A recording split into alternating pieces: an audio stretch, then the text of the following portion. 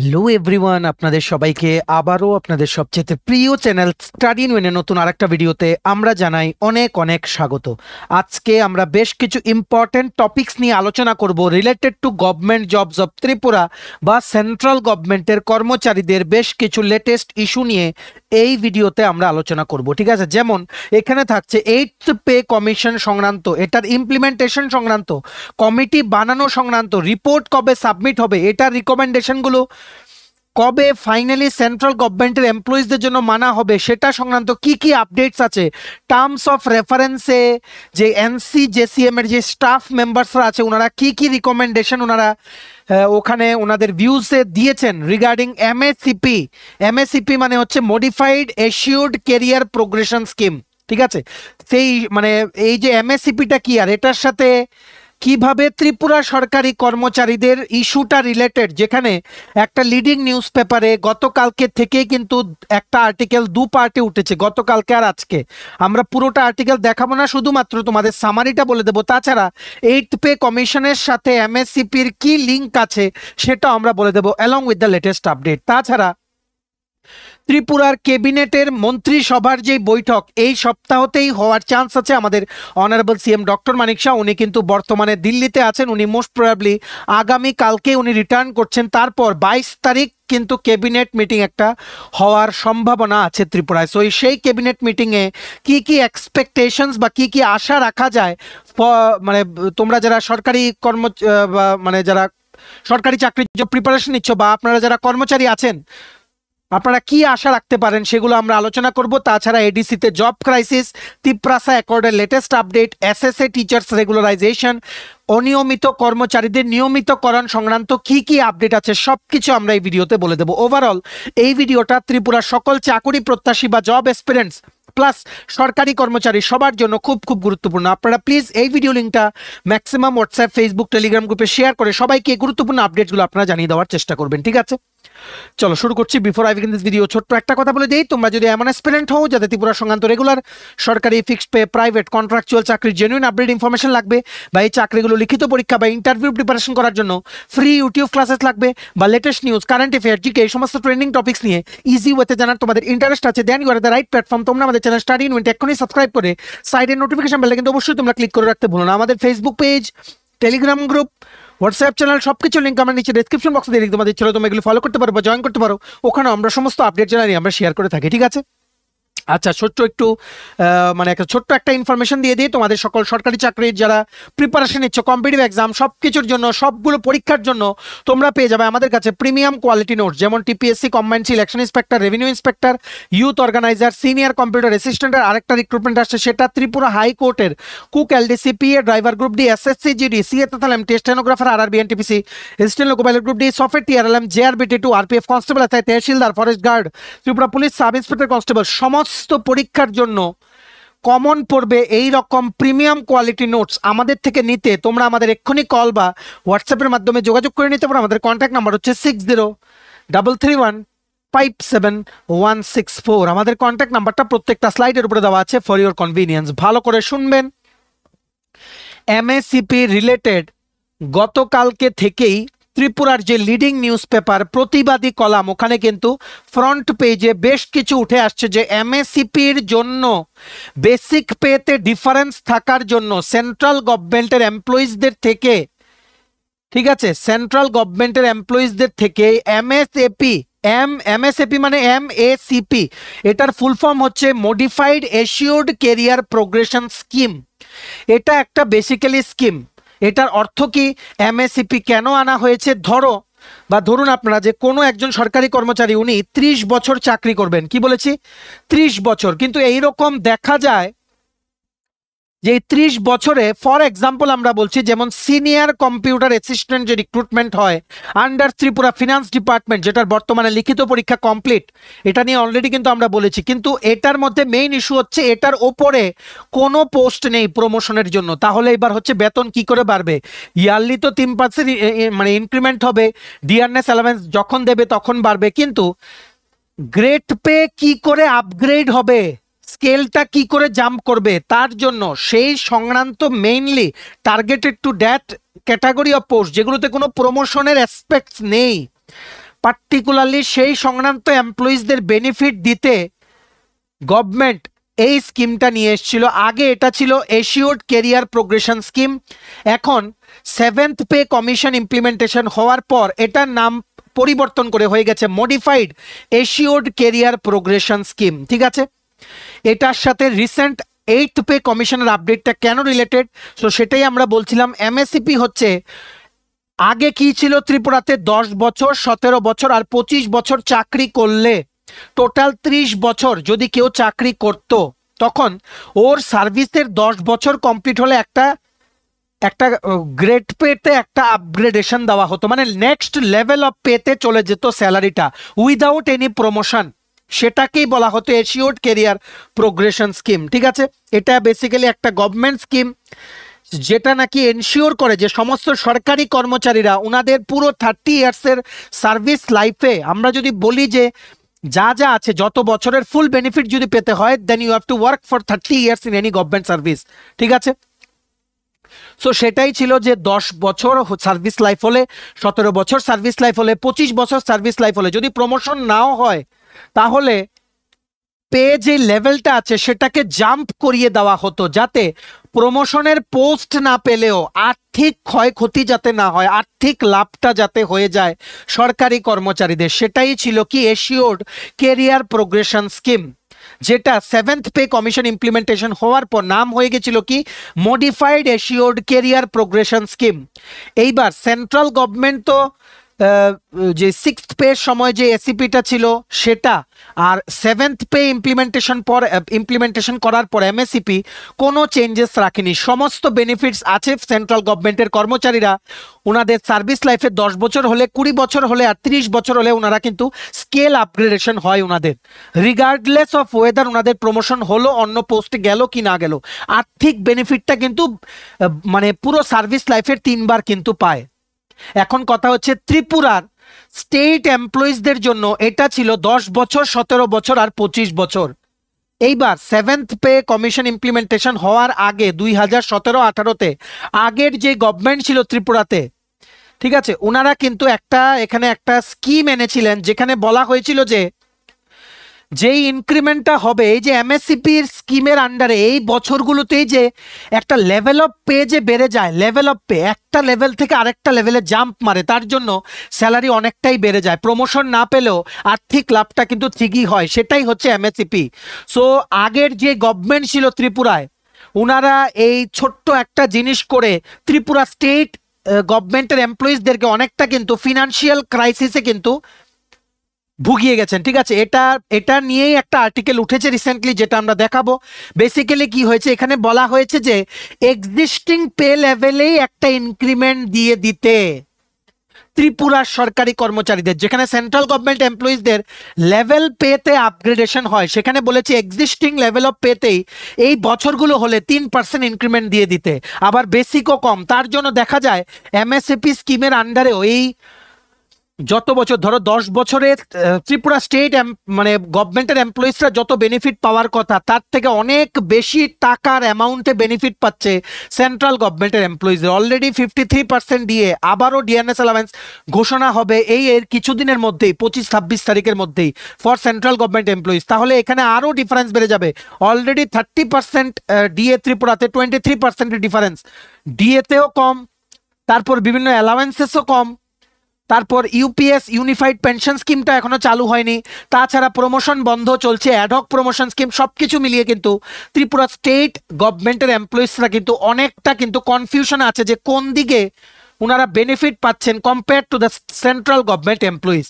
So সেটা সংক্রান্ত এই এমএসসিপি সংক্রান্ত যেই পত্রিকার আর্টিকেলটা, যেটা প্রতিবাদী কলামী নিউজ পেপারে উঠে এসেছিল, ভেরি রেপুটেড নিউজ পেপার, গতকালকে হেডিংটা ছিল এইরকম, এমএসএপি কেন্দ্র ও রাজ্যের ডাবল নীতিতে সর্বশান্ত কর্মচারীরা। এখানে যিনি লিখেছেন আর্টিকেলটা তোমরা গতকালকে বা আপনারা দেখতে পারবেন গতকালকে পেপারে বা আজকের পেপারেও, সেটার সেকেন্ড পার্ট এসে পড়েছে। পুরো টেবিল করে কিন্তু বুঝিয়ে দেওয়া হয়েছে যে চতুর্থ শ্রেণীর কর্মচারী ইউজিটি বা এলডিসি ওনাদের যেমন এখানে লিখেছে প্রথম এমএসসিপি যেটা 10 বছরে একটা আপগ্রেডেশন হওয়ার কথা, সেটাতে কেন্দ্রীয় সরকারি কর্মচারীরা যেমন 24,500 টাকা পায়, এই জায়গায় সেম চতুর্থ শ্রেণীর কর্মচারীরা ত্রিপুরা স্টেট গভর্নমেন্টের আন্ডারে ওনারা পাচ্ছেন 21,500 টাকা। সেখানে ঠিক আছে ক্ষতি হয়ে যাচ্ছে বেসিক পেতে 3,000 টাকা। এইভাবে কিন্তু একটা টেবিল করে দেখিয়েছে কিভাবে বিভিন্ন পোস্টে এমএসএপির যে মডিফিকেশনের কারণে, যেটা 17-18-তে করা হয়েছিল যে লেভেল পে জাম্প হবে না, সেম লেভেলে থেকেই 3% ইনক্রিমেন্ট দিয়ে দেওয়া হবে। ঠিক আছে, যেই বছরগুলোতে অ্যাকচুয়ালি লেভেল পে আপগ্রেড হতো সেগুলোতে, তার জন্য অলরেডি বেসিকও কম। ঠিক আছে, অলরেডি বেসিকও কম compare to the central government employees. 18,000 টাকা মিনিমাম বেসিক পে যেখানে গ্রুপ ডি এমপ্লয়িজদের, ঠিক আছে, সেখানে ত্রিপুরা গভর্নমেন্টে কিন্তু গ্রুপ ডি এমপ্লয়িজদের 16,000 টাকা বেসিক। ঠিক আছে, যেটার 75% মানে 12,000 টাকা ফিক্সড পেতে, তাছাড়া এর সাথে ডিএ অ্যাড হয়ে 13,500 মতো পায় যারা জেআরবিটি গ্রুপ ডি দিয়ে জয়েন করেছে, ওরা কিন্তু পাবে। সব কিছুতে কিন্তু অনেকটাই কিন্তু আর্থিক লোকসান হচ্ছে ত্রিপুরার সরকারি কর্মচারীদের। আশা করি আপনারা বুঝতে পেরেছেন, এর থেকে ইজি এক্সপ্লেনেশন আর নেই। এইবার এমএসএপির সাথে এমএসসিপি, অ্যাকচুয়ালি এমএসএপি না এমএসিপি, ঠিক আছে, সেটার সাথে 8th পে কমিশনের কি রিলেশন? আমরা অলরেডি বলেছি 8th পে কমিশন ইমপ্লিমেন্টেশন কিন্তু ডিলে হবে, দেরি হবে। দেরি হবে কেন? কারণ এখনো গভর্নমেন্ট অফ ইন্ডিয়া ওনারা তো ক্যাবিনেট করে জানুয়ারি মাসে অ্যাপ্রুভাল দিয়ে দিয়েছেন formation of A committee for 8th pay commission implementation for central government employees. কিন্তু সেই কমিটিতে কারা চেয়ারম্যান থাকবে, 2 জন মেম্বার কারা থাকবেন, সেটা কিন্তু এখনো ঠিক হয়নি। ওনাদের রিপোর্ট সাবমিট করতে যদি আমরা ধরে নিই মিনিমাম 10 মান্থস লাগবে, তাহলেও কিন্তু it can be said that 1 April 2026 এর আগে, 2026-এর 1 এপ্রিলের আগে কেন্দ্রীয় সরকারি কর্মচারী বা পেনশনারদের জন্য কিন্তু 8th পে কমিশনের রিকমেন্ডেশনগুলো কিন্তু লাগু হচ্ছে না। এইবার সেখানে আরেকটা কথা উঠছে যে ফিটমেন্ট ফ্যাক্টর আমরা বলেছি যে বেসিক প্লাস ডিএ মার্চ করে যেটা আসে সেটার সাথে মাইনাস করে অরিজিনাল বেসিকটাকে ডিভাইড করে, সেটা কিন্তু অ্যাকচুয়ালি দেখা গেছে যে 14.3% কিন্তু ইনক্রিমেন্ট হয়েছিল 7th পে কমিশনের। সেটা আমরা একটা ভিডিওতে ডিটেলস ম্যাথসটা করে এক্সপ্লেন করে দিচ্ছি, আপনারা গিয়ে দেখে নেবেন।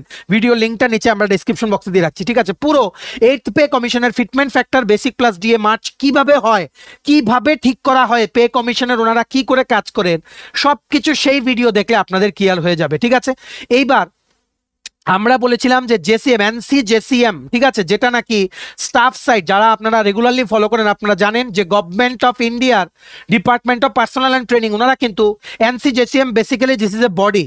ঠিক আছে, basically this is a body, সেটার মধ্যে থাকেন ইউনিয়ন লিডার্সরা, বিভিন্ন যে কর্মচারী সংঘের লিডার্সরা থাকেন, সরকারের সাইড থেকেও সেখানে থাকেন প্রতিনিধিরা, যেনারা কি করেন, যেনারা একসাথে বসে ডিসিশন নেন, এমন কোনো পলিসি ইমপ্লিমেন্ট করেন কোনো পে কমিশন ইমপ্লিমেন্টেশন হওয়ার আগে সব দিক থেকে ডিমান্ডসগুলো এক জায়গায় বসে শোনা হয়।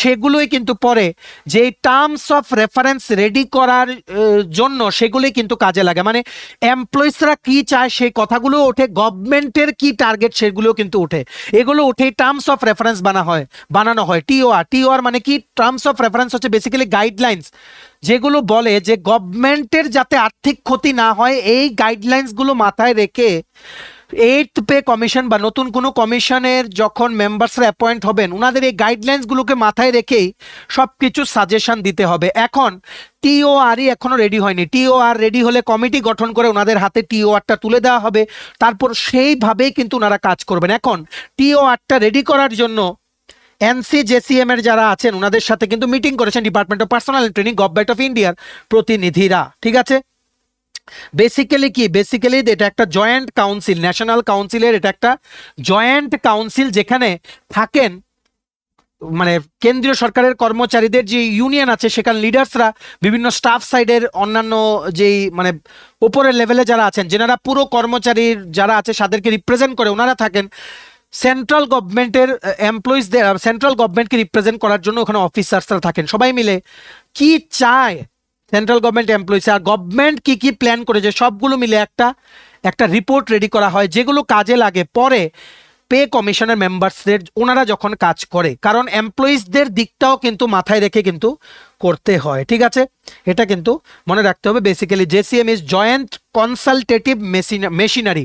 কনসালটেটিভ মানে ওনারা কনসালটেশন করে একটা কিছু সিদ্ধান্ত নেয় যাতে এমপ্লয়িজদেরও বেনিফিট হয়, গভর্নমেন্টেরও যাতে আর্থিক কোনো লোকসান না হয়। সো রিসেন্টলি স্টাফ সাইড যেটা আছেন এনসি জেসিএম এর, ওনারা কিন্তু ওনাদের সাথে একটা মিটিং হয়েছে department of personal and training government of ইন্ডিয়ার 8th পে কমিশন ইমপ্লিমেন্টেশন নিয়ে। ওনারা দুটো ইম্পর্টেন্ট জিনিস ওনারা ডিমান্ডে রেখেছেন, সেটাই হচ্ছে লেটেস্ট আপডেট। ওনারা বলেছেন সেন্ট্রাল গভর্নমেন্টের যেই এমএসসিপি স্কিমটা আছে সেটাতে পরিবর্তন দরকার। এখন আমরা কি দেখি 10 বছর 20 বছর 30 বছরেই এমএসসিপিতে স্কেল আপগ্রেডেশন হয় বা লেভেল আপগ্রেডেশন হয়, পে লেভেল আপগ্রেডেশন হয় কেন্দ্রীয় সরকারি কর্মচারীদের। এইবার লেটেস্ট নিউজ সামনে এসছে যে ওনারা এটাও ডিমান্ড রেখেছেন এই 3 বছরের বদলে মিনিমাম সেটাকে 5 বছর করা হোক। 5 বছর করা হোক মানে 5 বছর 5 বার 30 বছরের সার্ভিসে লেভেল পে আপগ্রেড করা হোক for all central government employees in the 8th pay commission, ঠিক আছে? কিন্তু 7th পে কমিশনে কিন্তু 7th পে কমিশনে ওনারা রিকমেন্ডেশন করেছিলেন, সেটা সেই রকম কিন্তু কোনো চেঞ্জেস কিন্তু আনা হয়নি, ঠিক আছে? আর আরেকটা ডিমান্ড উঠেছে যে fitment factor should be same across all pay level or pay band. Fitment factor সমস্ত পে লেভেল আর পে ব্যান্ডসের সেম থাকার একটা ডিমান্ডও কিন্তু উঠে এসছে, যেটাতে বিভিন্ন যেমন মিনিমাম আর ম্যাক্সিমাম স্যালারি, মিনিমাম হচ্ছে 18,000 টাকা, ম্যাক্সিমাম আমরা বলেছি 2.5 লাখ টাকা, ঠিক আছে? সো মিনিমাম একটা ক্লাস 4 এমপ্লয়ি থেকে আরম্ভ করে গ্রুপে গেজেটেড অফিসার মিনিমাম আর ম্যাক্সিমাম স্যালারির ডিফারেন্সটা যাতে গ্যাপটা যাতে অনেকটা কমে যায়, তার জন্য সেটা কিন্তু ওনারা এমএসএপি স্কিমে কিন্তু মেজর একটা চেঞ্জ কিন্তু ওনারা গভর্নমেন্ট অফ ইন্ডিয়ার প্রতিনিধিদেরকে কিন্তু ওনারা বলেছেন সেই মিটিংয়ে।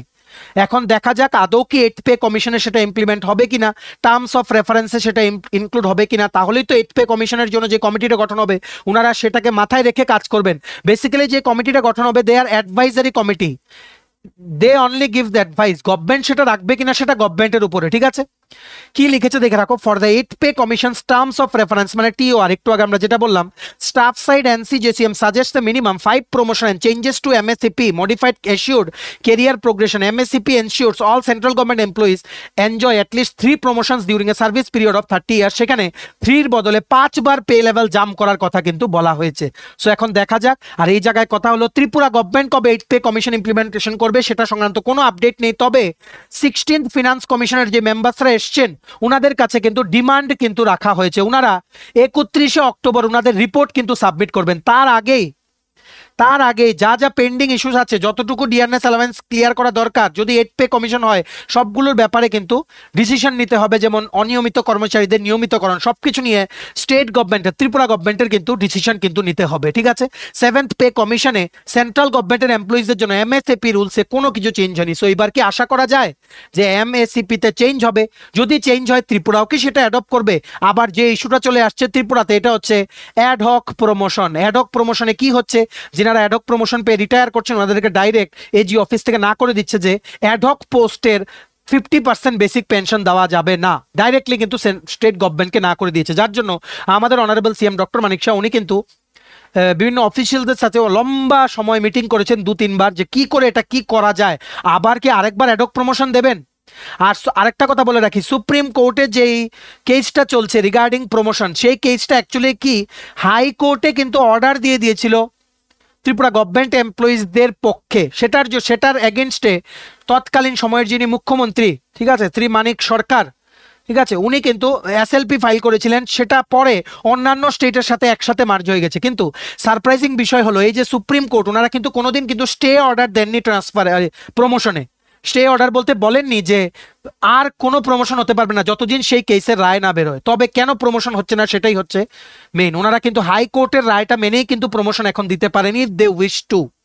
সো কবে বেরোবে? অলরেডি 10-12 বছর হয়ে গেছে, যার জন্য ত্রিপুরা সরকারের সমস্ত দপ্তরে কিন্তু প্রচুর প্রমোশন পোস্ট কিন্তু খালি। এমন দেখা যায় এমপ্লয়িজরা 2টো পোস্ট নিচে আছে, 2 পোস্ট ডাউন, 2টো পোস্ট নিচে ওনারা কাজ করছেন। একটা হচ্ছে অ্যাডহক প্রমোশন আর একটা হচ্ছে ফিক্সড পে। ফিক্সড পে আপনারা অনেকেই আমাদেরকে জিজ্ঞেস করছিলেন যে ফিক্সড পে উঠে যাবে এরকম নাকি আপডেট পেয়েছেন। আমাদের কাছে এইরকম কোনো আপডেট নেই বর্তমানে। তবে গভর্নমেন্ট অফ ত্রিপুরার প্ল্যান আছে 8th পে কমিশন ইমপ্লিমেন্ট করার। ইউনিফাইড পেনশন স্কিমও কিন্তু চালু হবে। বর্তমানে ক্যাবিনেট মিটিং আছে এই সপ্তাহে, দেখা যাক বেশ কিছু গুরুত্বপূর্ণ সিদ্ধান্ত নেওয়া হবে। কারণ আমাদের অনারেবল সিএম উনি কিন্তু রিসেন্টলি কিন্তু দিল্লিতে থেকে কিন্তু অনেক সেন্ট্রাল গভর্নমেন্ট অফিসিয়ালসদের সাথে আমাদের honourable prime minister Shri Narendra Modi, Shri Amit Shahji, ওনাদের সাথে কিন্তু বিভিন্ন রেলওয়ে মিনিস্টার, ওনাদের সাথে কিন্তু উনি মিটিং করেছেন, মানে রিসেন্টলি কিন্তু করেছেন, যেটার আপডেট উনি ফেসবুকেও কিন্তু শেয়ার করেছেন। তো দেখা যাক, let's hope for the best. এই ক্যাবিনেট মিটিংয়ে সবার কিন্তু নজর থাকবে, ঠিক আছে? সো সেটাই বলছিলাম। আর আরেকটা সারপ্রাইজিং বিষয় হলো এমএসসিপি যে বলছিলাম, আশা করি এটা আপনাদের ক্লিয়ার, এটা তার এক্সপ্লেনেশন করার কিছু নেই। যে আর্টিকেলটা উঠেছিল ইন শর্ট আমরা পুরোটা আপনাদের বলে দিলাম। এরই মাঝে আরেকটা জিনিস আমাদের চোখে এলো, 30শে সেপ্টেম্বর 2023-এর 30 তারিখ সেপ্টেম্বর মাসের অর্থ দপ্তর ত্রিপুরা সরকার থেকে একটা মেমোরেন্ডাম ইস্যু হয়েছিল, যেটার সাবজেক্ট ছিল কি availability of option for fixation of pay on account of MSCP on the date of next increment if opted by the concerned employee in context of Tripura state civil service rules 2017। সেটা এই মেমোটাতে বলা হয়েছিল basically কি, আমরা easy বাংলাতে বলে দিচ্ছি যেভাবে আমরা সবসময় বলি। এখানে বলা হয়েছিল বেশ কিছু দপ্তরে দেখা গেছে যে জুনিয়র বড় হয়ে গেছে সিনিয়র থেকে। কেন, কিভাবে? টাকা বেশির ক্ষেত্রে, ঠিক আছে? টাকা বেশির ক্ষেত্রে কি লিখেছে দেখে রাখো। Recently some departments of the state government have drawn the notice of the department towards some cases wherein a senior employee is in receipt of less basic pay than his junior counterpart due to the fact that the concerned senior employee has drawn MSCP on a date between 2nd January to 1st July of current year। ঠিক আছে, এখানে কি বলেছে? জুনিয়রের basic বেশি হয়ে গেছে senior থেকে, সিনিয়র এমপ্লয়ির বেসিক বেশি হওয়ার কথা ছিল। তো সেটাই রিজলভ করার জন্য ফিনান্স ডিপার্টমেন্ট ত্রিপুরা গভর্নমেন্টের 30শে সেপ্টেম্বর 2023-এ কিন্তু ওনারা একটা মেমো বের করেছিলেন। কেন এটা বেশি হয়েছে, কেন? কারণ দেখুন, আপনারা ভালো করে বুঝে রাখুন, দুটো ডেট আছে ইনক্রিমেন্টের। একটা হচ্ছে 1 জানুয়ারি, যেনারা জয়েন করবে জুন মাসে ওনাদের ইনক্রিমেন্ট হবে 1 জানুয়ারি। আরেকটা আছে 1 জুলাই ইনক্রিমেন্ট হওয়ার, ঠিক আছে? সো এইরকম হয়েছে, যেই সমস্ত কিছু কিছু অফিসে দেখা গেছে জুনিয়রদের বেসিক পে বেশি হয়ে গেছে কম্পেয়ার টু সিনিয়র অফিসিয়ালস। কেন? এই যে সিনিয়র অফিসিয়ালস যারা ছিলেন ওনারা এমএসসিপির আন্ডারে আপগ্রেডেশন নিয়েছেন এই 1 জানুয়ারি থেকে 1 জুলাইয়ের মধ্যে, 30th জুনের মধ্যে, যার কারণে ওনাদের ইনক্রিমেন্টটা কিন্তু পিছিয়ে গেছে। আর সেই তুলনায় যে জুনিয়র যেই এমপ্লয়িজরা ছিলেন সেই কিছু কিছু দপ্তরে ওনারা কিন্তু ওনাদের এমএসসিপিটা 1 জুলাইয়ের পরেই নিয়েছেন, ইনক্রিমেন্টটা পাওয়ার পরে, যার ফলে ওনারা ইনক্রিমেন্টও পেয়েছিলেন আবার এমএসসিপিওর বেনিফিট পেয়েছিলেন। তো সেটা রিজলভ করতেই ফিনান্স ডিপার্টমেন্ট কিন্তু এই মেমোটা ইস্যু করেছিল। জাস্ট ইম্পর্টেন্ট পয়েন্টসটা আমরা দেখিয়ে রাখি কি করেছিল। এটা একটা ঐতিহাসিক সিদ্ধান্ত ছিল। To overcome this deficiency it has been decided by the state government in finance department to allow those state government employees whose DNI মানে date of next increment has been deferred to 1st January of the following year due to their drawal of MSCP on a date between 2nd January to 1st July of a calendar year to exercise option to avail the benefit of MSCP and on the DNI on that date first annual increment would be allowed followed by grant of MSCP। এখানে বলা হয়েছে যখনই এমএসসিপিটা যদি collide করে with the date of the increment, সেখানে অর্থ দপ্তর ত্রিপুরা সরকার থেকে বলা হয়েছিল যে প্রথমে ইনক্রিমেন্টটা কনসিডার করা হবে, তারপর এমএসসিপিটা, তাহলেই এই ডিফারেন্সটা কিন্তু থাকবে না। সেটাই হচ্ছে এমএসসিপি সংক্রান্ত ফিনান্স ডিপার্টমেন্টের অফিসিয়াল ওয়েবসাইটে গেলে মেমোরেন্ডাম সেকশনে গেলে আপনারা এটা দেখতে পারবেন, ঠিক আছে?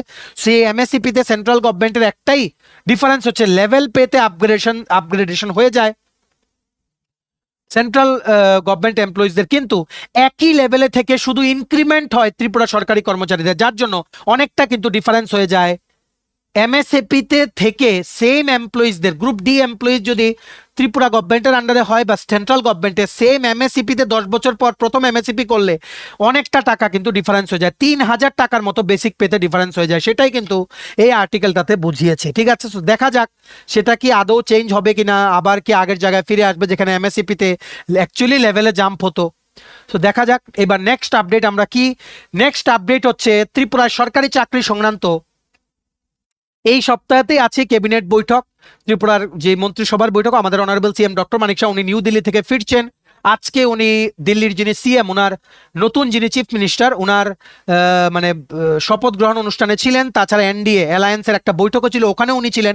উনি মোস্টলি আগামীকালকে উনি ফিরে আসবেন। তারপর 22শে ফেব্রুয়ারি 2025 একটা কিন্তু ক্যাবিনেট বৈঠক আছে, যেখানে সরকারি কর্মচারী ও চাকুরি প্রত্যাশী ত্রিপুরার যারা তোমরা আছো, তোমাদের জন্য একটা গুড নিউজ কিন্তু আসতে পারে। বেশ কিছু নতুন পোস্ট এপ্রুভ হতে পারে, ঠিক আছে।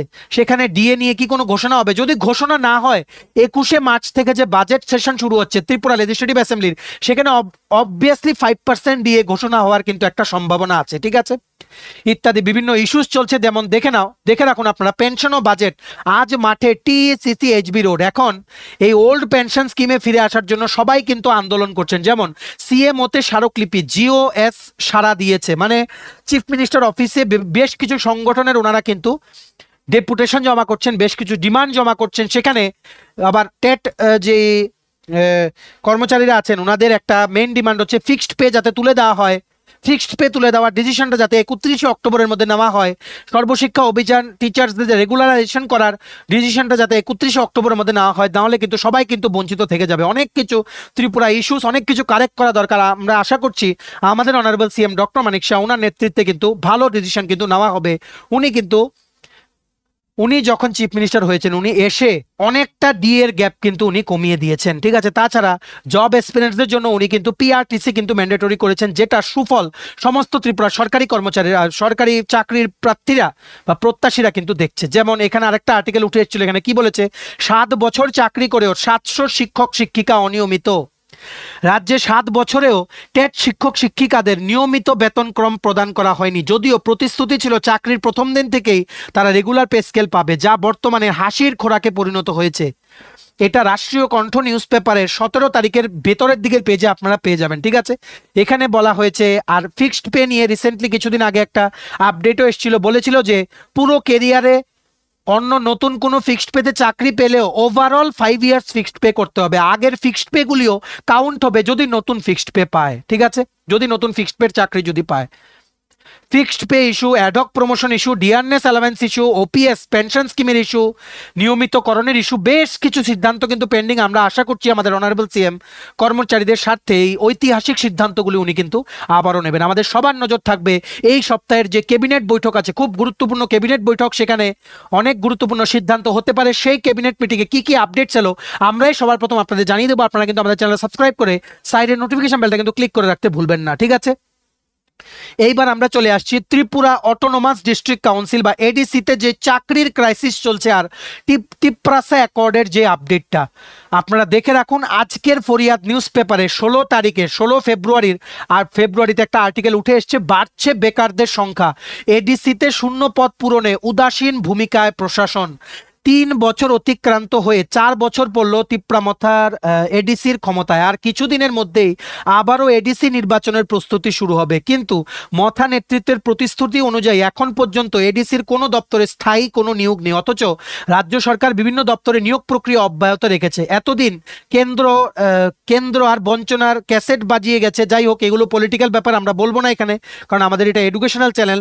শুধুমাত্র এখানে যে জিনিসগুলো জানিয়ে রাখা দরকার সেগুলো আমরা বলবো। এখানে টিটিএ এডিসির এসজেডডিও 110টা পোস্ট পেন্ডিং। এটা পেন্ডিং কেন আমরা বলে রাখছি, 71 লাখ টাকা লাগবে ওনাদের স্যালারি দিতে, সেটার অ্যারেঞ্জমেন্ট হয়তো নিয়ে কোনো প্রবলেম হচ্ছে। তাছাড়া সেখানে আরেকটা আর্টিকেল উঠে এসছে রিসেন্টলি যে এডিসিতে আর্থিক বিশৃঙ্খলা, খালি হাতে ঘরে ফিরলেন অবসরপ্রাপ্তরা, সেটাও আপনারা পেয়ে যাবেন প্রতিবাদী কলামের 19শে ফেব্রুয়ারি নিউজ পেপারে।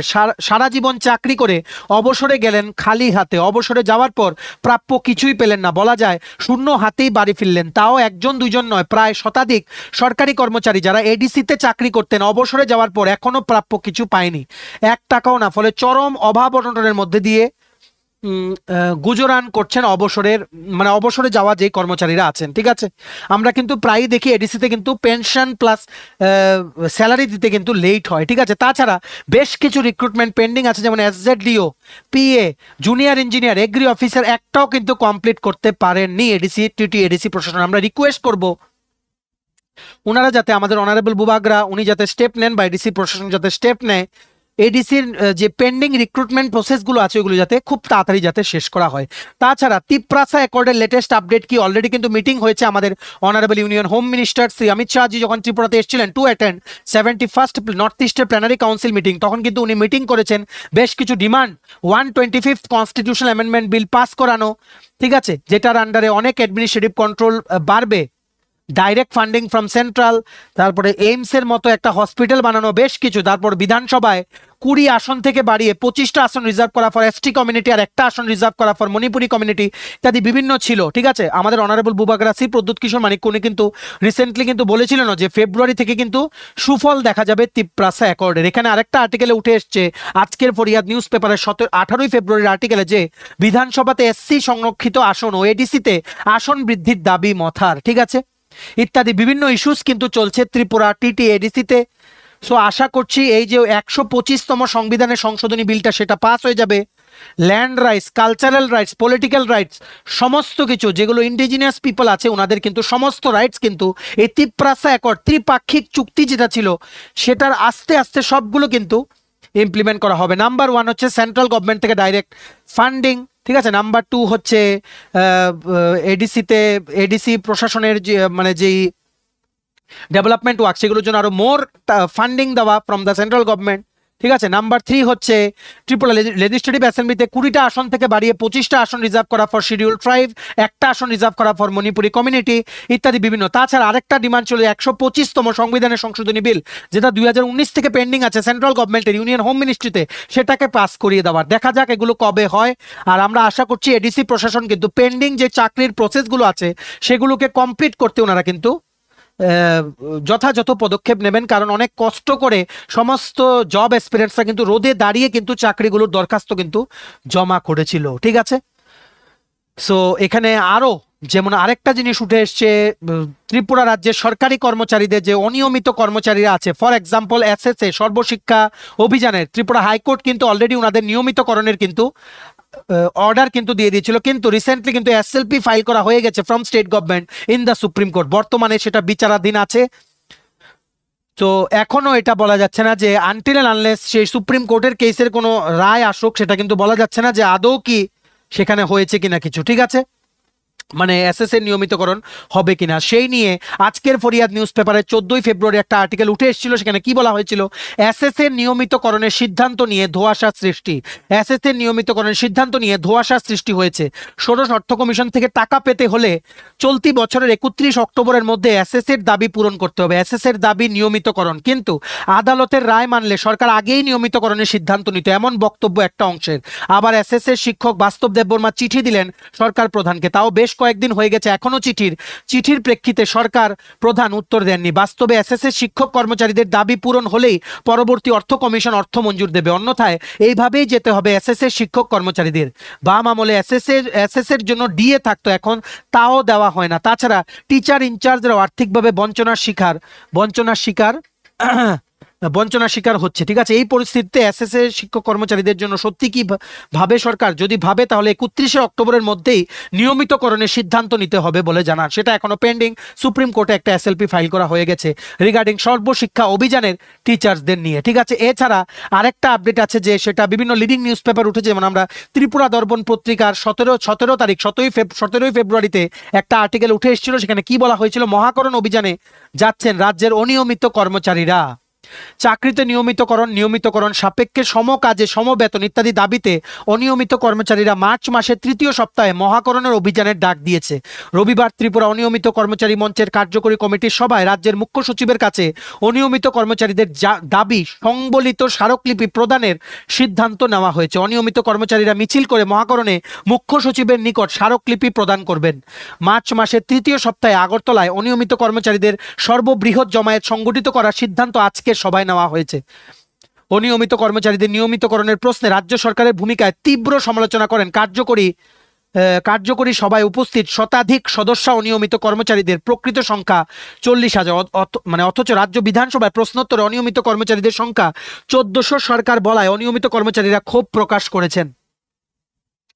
স্টুডেন্ট হেলথ হোমে অনুষ্ঠিত সভায় Tripura human rights organization THRO সম্পাদক শ্রী পুরুষোত্তম রায় বর্মন অধিকার আদায়ে সমস্ত অনিয়মিত কর্মচারীদের ঐক্যবদ্ধ করে তীব্র আন্দোলন করার উপর গুরুত্ব আরোপ করেন। সভায় উপস্থিত অনিয়মিত কর্মচারীদের প্রতিনিধিরা এক বাক্যে দাবি আদায় না হওয়া পর্যন্ত আন্দোলন তীব্র করার উপর জোর দেন। এখানে বলা হয়েছে একটা মিটিং হয়েছিল, সেখানে অনিয়মিত কর্মচারীরা ওনারা কিন্তু বলেছেন যে ওনারা মার্চ মাসের 3য় সপ্তাহে কোনো একটা স্টেপ নেবেন। তবে আমরা আশা করছি আমাদের অনারেবল সিএম ডক্টর মানিক শাহ উনি কিন্তু অবশ্যই সমস্ত কর্মচারী প্লাস জব এক্সপিরিয়েন্সদের জন্য খুব তাড়াতাড়ি খুব ভালো সিদ্ধান্ত নেবেন, যেখানে আপকামিং 21শে মার্চের বাজেট সেশন, তাছাড়া এই সপ্তাহে যে ক্যাবিনেট মিটিং আছে সেখানে বেশ কিছু ঐতিহাসিক সিদ্ধান্তের কথা শোনা যাবে, সেটাই কিন্তু আমরা আশা রাখছি। আশা করি সমস্ত কর্মচারীদের ভালো হোক, ত্রিপুরা সরকারি কর্মচারীদের জব এক্সপিরিয়েন্সের জন্য আরও অনেক চাকরি অ্যাপ্রুভড হোক, এগুলো আসুক, আর ত্রিপুরা এডিসি পেন্ডিং রিক্রুটমেন্ট প্রসেসগুলো কমপ্লিট করুক। ঠিক আছে, আমরা সমস্ত লেটেস্ট আপডেট এই ভিডিওতে জানিয়ে দিলাম।